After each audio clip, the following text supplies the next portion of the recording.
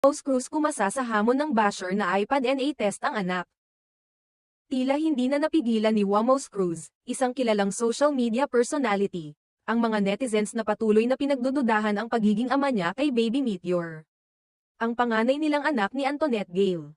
Kamakailan lang, naglabas ng isang Facebook post si Rose kung saan ipinarating niya ang kanyang saloobin tungkol sa isang netizen na nagmungkahi na isailalim sa DNA test si Baby Meteor upang tiyakin na siya nga ang tunay na ama. Sa kanyang post, mariing tinanggihan ni Rose ang hamon ng netizen na magpa-DNA test.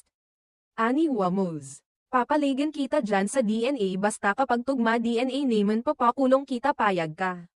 Malinaw ang kanyang mensahe na hindi siya matatakot sa anumang hamon basta't ituring niyang hindi tamang magduda. Sa relasyon nila ng anak at ni Antoinette, ipinakita niya rin ang kanyang matinding galit at pagkadismaya sa patuloy na pag-atake ng mga bashers sa kanilang pamilya. Higit pa rito,